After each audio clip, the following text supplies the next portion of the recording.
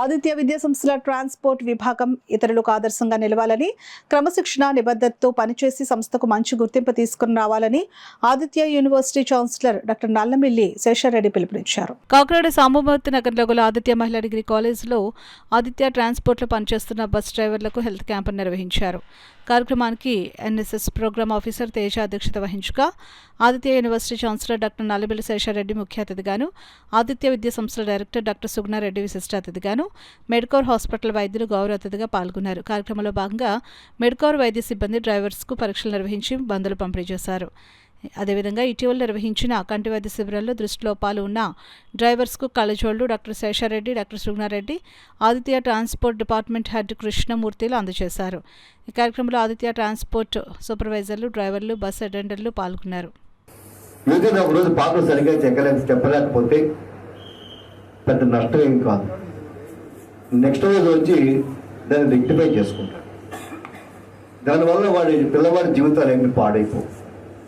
కానీ మీరు మీ యొక్క ట్రాన్స్పోర్ట్ చేసేటప్పుడు ఒక్క సెకండ్ ఆదమరుపున్నా, ఒక్క క్షణం మీరు ఏమాత్రం పొరపాటు పొడుగు తీసినా లేదా ఎటువంటి పొరపాటు చేసినా వారి యొక్క మొత్తం ప్రాణాల మీదే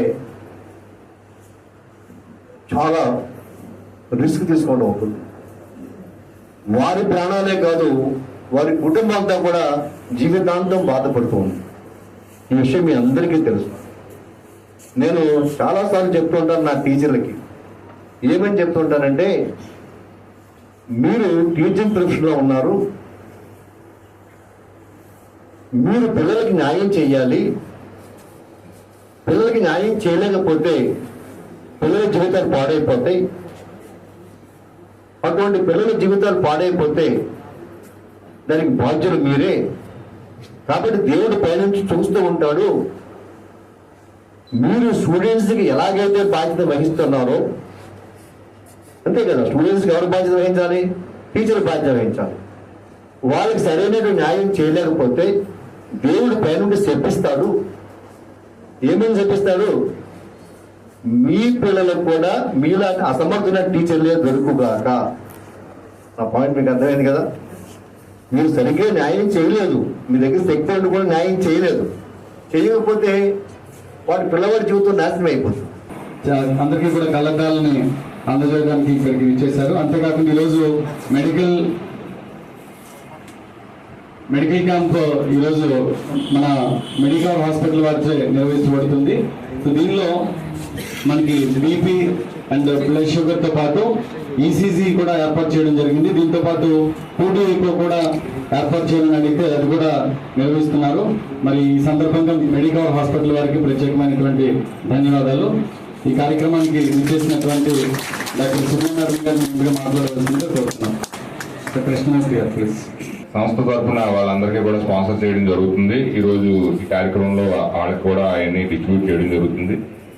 ఈ ముఖ్యంగా ఈ బస్సు డ్రైవర్లు పొద్దున్నే పిల్లలను తీసుకురావడం, మళ్ళీ సాయంత్రం వాళ్ళని సేఫ్గా వాళ్ళ గమ్యానికి చేర్చడానికి సంబంధించిన కార్యక్రమంలో వాళ్ళు ఫుల్ ఆరోగ్యంగా ఉండాలని ఉద్దేశంతో వాళ్ళకున్న ఈ సమస్యలు ఏదైనా సరే మనం తెలుసుకుని దానికి అవసరమైన వైద్యాన్ని తగు రీతిలో మన పిఎస్ఐ ద్వారా కూడా చేసుకోవడానికి అవకాశం ఉంటుంది. ముందు మనం డాక్టర్ల దగ్గరికి వెళ్తే కన్సల్టేషన్ ఫీజు కానీ, ఆ తర్వాత ఈ టెస్ట్లకి డబ్బులు కానీ చాలా ఎక్కువగా ఉంటాయి.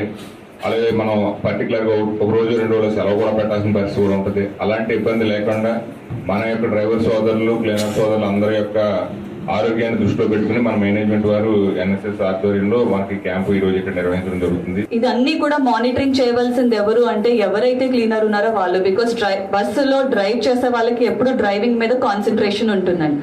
దయచేసి ఎవ్వరూ కూడా ఫోన్ రింగ్ అవ్వడం కానీ, రింగ్ మోడ్ లో పెట్టుకోవడం కానీ, డ్రైవ్ చేస్తున్నప్పుడు ఫోన్ మాట్లాడడం కానీ అటువంటిది ఏది కూడా చెయ్యొద్దండి. బికాస్ మైండ్ అనేది దానికి డైవర్ట్ అయిపోతుంది. అది ఏ కాల్, ఎమర్జెన్సీ కాలా లేకపోతే ఏ కాల్ అయినా అవ్వండొచ్చు. సో అందుకని ఎప్పుడు కూడా డ్రైవ్ చేసేటప్పుడు ఫోన్ అనేది మాత్రం పెట్టుకోవద్దు. అండ్ అలాగే ఒక్కొక్కసారి బస్సులో పిల్లలు నుంచుని ఉంటారు. నుంచుని ఉన్నప్పుడు ఏంటంటే సడన్ బ్రేక్ వేయడం వల్ల అది ఏదైతే రాడ్ ఉందో అది హిట్ చేసుకోవడం కానీ ఇటువంటివి కూడా అనుకోకుండా జరుగుతుంది. ఎందుకంటే మనం కరెక్ట్గా వెళ్ళొచ్చు, కానీ ఎదురుగుండా వచ్చే వాళ్ళు మనకు అనుకూలంగా రావాలని రూల్ ఏమి ఉండదండి. సో అందుకని ఎప్పుడు సడన్ బ్రేక్ వేస్తారో మనకు అదేం ఎక్స్పెక్ట్ చెయ్యము. సో అందుకే ఎప్పుడు కూడా స్టూడెంట్స్ నుంచుని మాత్రం అస్సలు మీరు చాలా స్ట్రిక్ట్గా డిసిప్లిన్డ్గా చూడండి. స్టూడెంట్స్ అందరినీ కూడా ఖచ్చితంగా పిల్లలందరూ బస్సులో ప్రయాణించేటప్పుడు కూర్చునే ఉండాలండి. మెయిన్గా హెల్త్ అనేది చాలా ఇంపార్టెంట్ అండి. మనకు మెయిన్గా ఈ కాలంలో షుగర్, హైపర్ టెన్షన్ అనేది చాలా కామన్గా వస్తున్నాయి. ఎందుకంటే మనందరి ఆహార విధానం, జీవిత విధానం మారిపోయాయి.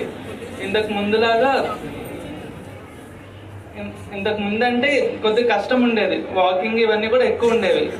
ఇప్పుడు మనకి వాకింగ్ తగ్గిపోయింది, ఫాస్ట్ ఫుడ్స్ అన్నీ ఎక్కువ తీసుకోవడం వల్ల బాడీలో కూడా కొలెస్ట్రాల్ లెవెల్స్ పెరుగుతున్నాయి.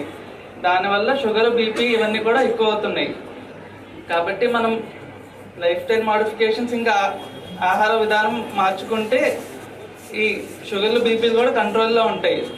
మాత్రలు కూడా సరిగ్గా వేసుకోవాలి. షుగర్, బీపీ ఉన్న వాళ్ళు ఖచ్చితంగా 2-3 నెలలకైనా ఒకసారి ర్యాండమ్గా చెక్ చేయించుకుంటూ ఉండాలి. మనం మాత్రలు సరిగ్గా వేసుకోవాలండి. మాత్రలు వేసుకుంటేనే మెయిన్గా మనకు షుగర్, బీపీ కంట్రోల్లో ఉంటాయి.